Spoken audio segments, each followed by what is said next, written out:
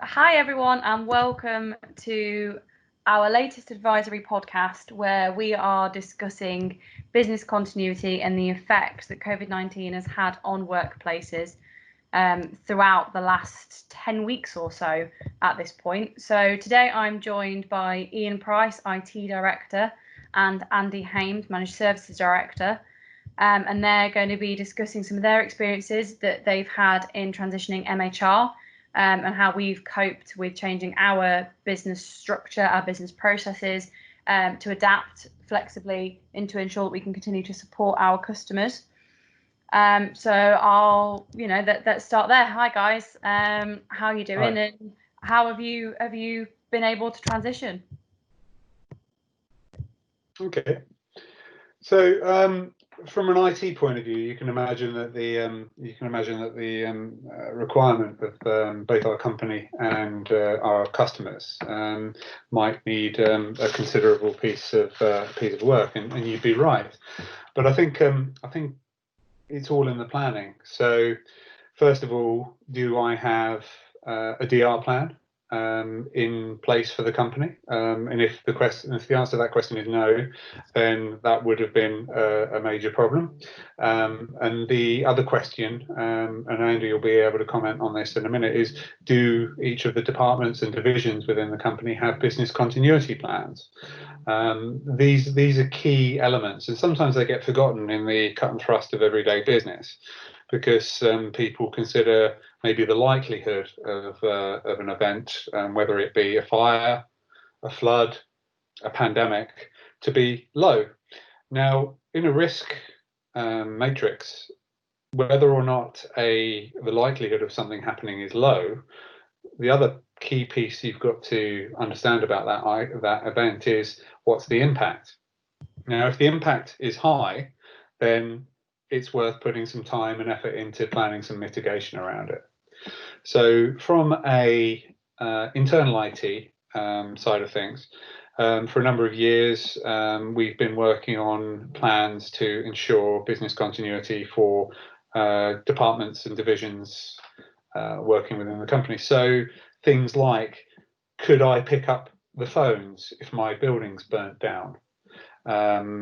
If my customers were after me? So the answer to that is, well, if a building burns down, yes, I can pick up the phones, because I've put in place several pieces of technology that mean that people can connect to the telephone system from their home at any time. Can we access key files and file storage and plans and information? So the answer to that is yes, because we've put into place Office 365 and cloud storage, and a key piece of that is putting in identity provision, so that the move to cloud-based systems is possible. From a provision point of view, do my staff have equipment to work from home? And the answer to that is yes, because even those staff that you would usually use desktops, a business continuity provision of a number of laptops was placed into storage for exactly that circumstance. So MHR, as a company, has certainly managed to transition to working from home in a relatively straightforward and controlled manner. But it's about the thought that went into these things beforehand, and not a week, not a month, but years beforehand, and building a certain amount of provision for business continuity into your strategy as you go forward is an absolute key. Now, once again, the likelihood of something happening may be low, but you have to work on the impact of what those things happening could be before you say, well, I don't really need to put time into that. MHR, because of the things it does for its customers, has made sure it's put time into those not likely but high impact events. Okay. Brilliant, thanks, Ian.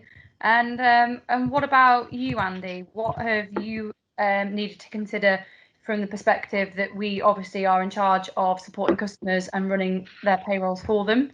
And how have your team been able to kind of meet those challenges of needing to change to a remote workforce?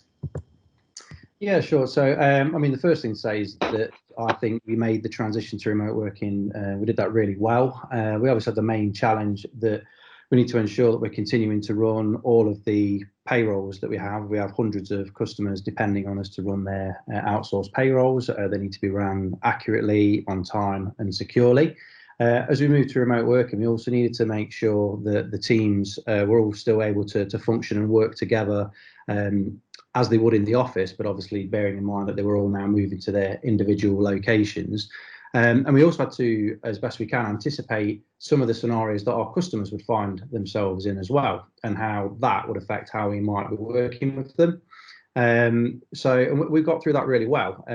Looking back, the actual day that the government announced the lockdown on Monday, that actually fell on one of our busiest weeks for payroll processing.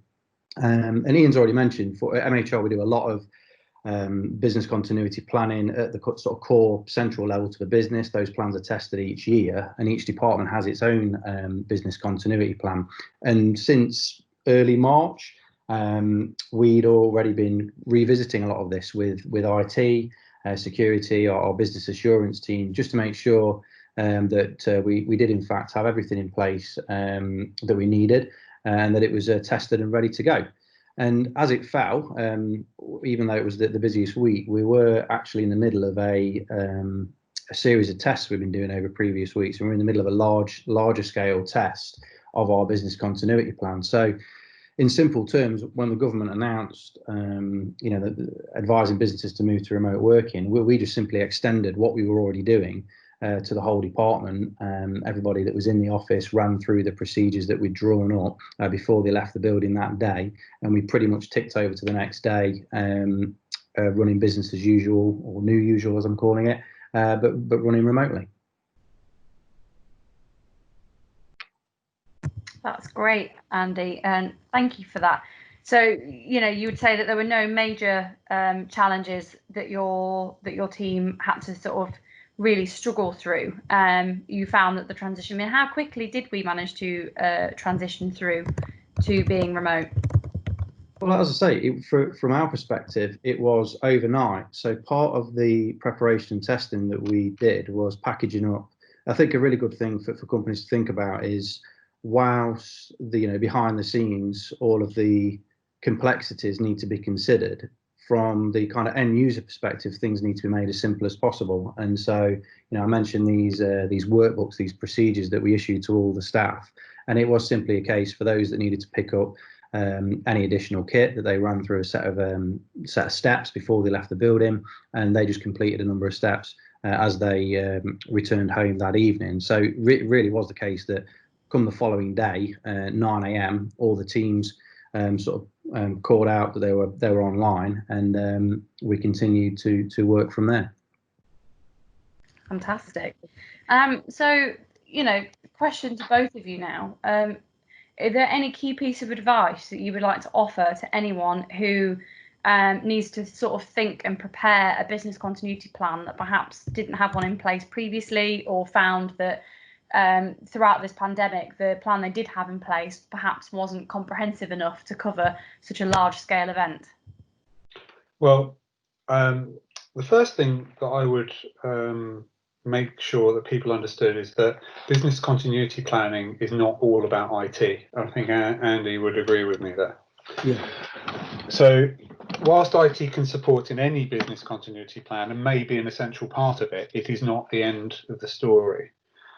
A business continuity plan could involve something as simple as a gas leak outside work, or maybe an oil tanker has made it so that you can't get into your workplace.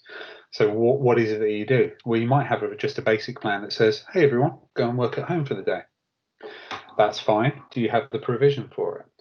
But then there are larger events like the one that we're experiencing at the moment, or if there is a fire and flood. And the plan should be flexible enough that you can adapt it around whatever the circumstances you're facing.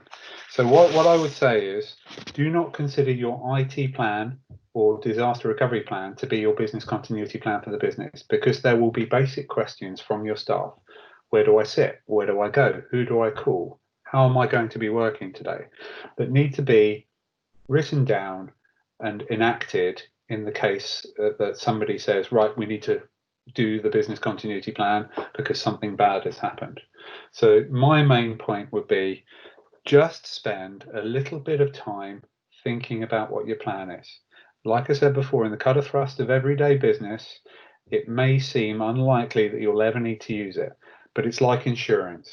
You know, the last thing you want is to have to claim on your insurance because it means something bad has happened, but that doesn't mean you don't pay your fees for your insurance. Andy?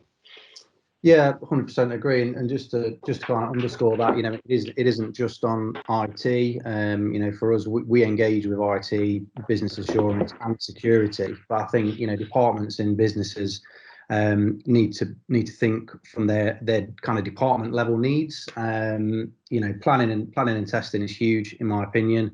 Even if it's adapting an existing plan, going through it a few times, starting off with a smaller group of people and then expanding it out to wider and wider groups to test it. I think that's key.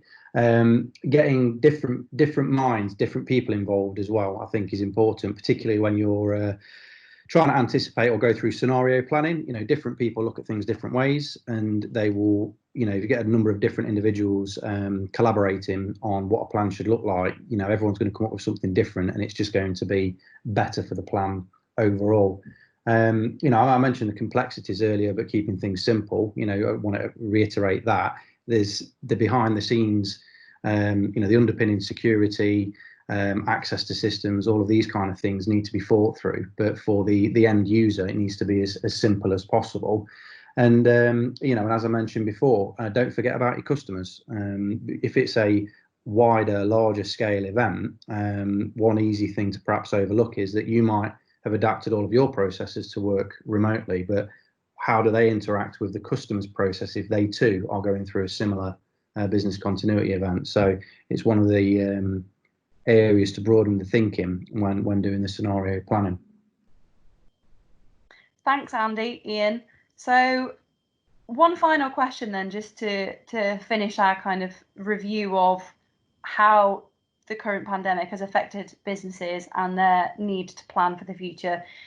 Do you think that once some of the craziness has died down and people have settled back into a form of business as usual, they will be forced to perhaps review their existing processes and have a look at what technology they have got in place, and there might perhaps be a sudden speeding up of modernisation or changes to how digital companies are, so that they are perhaps better prepared next time round if something similar was to happen? Andy, I'll go to you first. Well, the short answer is yes, but I think there's a number of kind of threads to that. I mean, certainly for managed services and the division that we run, I mean, we've already seen an increase in the number of inquiries by customers that perhaps already use our systems, but not the outsourced payroll part, exploring the options around how they can move to outsourced payroll, because, and I think it's going to be on the minds of quite a lot of board meetings as we come out of the pandemic, because we've seen examples of perhaps small payroll teams where they've suffered early on with absence, due to the current crisis that we're in. And I think businesses are going to start looking at that and thinking, well, look, does it make sense to leave this particular critical function with a small number of individuals, or look at how we can either completely sort of transfer that risk, or augment our team with outsourced resource to better protect us in the future. That's certainly one part of it that we're already seeing. I think, businesses overall, yes, there's going to be a lot of changes. Obviously, there's the government guidance around social distancing in the workplace. I think things like that are going to stick around for quite some time. And I'm intrigued to see to what extent business as usual, I call it business as new usual, how far we revert back. I think many businesses are using a lot more remote software for video conferencing, and in many ways it makes businesses some parts of the day a lot more efficient. And I think some of these innovations that we've seen companies go through, including our own, are probably going to stick around for a long time. So I think there's multiple parts to it. What do you think, Ian? Well, I think you're right, Andy. One of my key messages and learnings from this has been for organisations to try to decentralise a little bit. One of my observations has been that many companies and organisations have had too much centralised control and administration around everything that their staff have access to and do, but not in a good way. For instance, companies that have been suspicious of moving things to the cloud, trying instead to cling to the traditional approach of keeping everything in-house, have been caught out in these situations because they have not been able to access their systems, or if they have, only a limited number of people, because they never considered this amount of remote working would be required. I've got people who can only do Zoom chats on their mobile phones because the VPN into the company can't handle it, because they've only got one internet feed in and out of the company, and it's been overwhelmed by people connecting in. So things like that. Try and decentralize services. Try and not have all your eggs in one basket. Try and embrace some of the new secure cloud offerings. And I think if you can do that, you can be a little bit more ready to deal with unusual and unforeseen circumstances, because you're not going to be relying on just one setup. And maybe this is the push that we've all needed in the last decade or so. The technology's been there, but many organisations and certainly some individuals in organisations have just not wanted to cede the control to maybe technologies that they find worrying, or they just don't understand. And maybe it's time for some fresh thinking in that area. Brilliant. Thanks, Ian. Thanks, Andy. So that's it now from us. We hope you enjoyed these insights. Obviously, if you do have any questions, or you are interested in how perhaps MHR might be able to help you, certainly with your HR and payroll continuity, whether you've got any concerns or thoughts about that, then please do feel free to get in touch. But for now, thank you very much, everyone. Thank you. Thank you.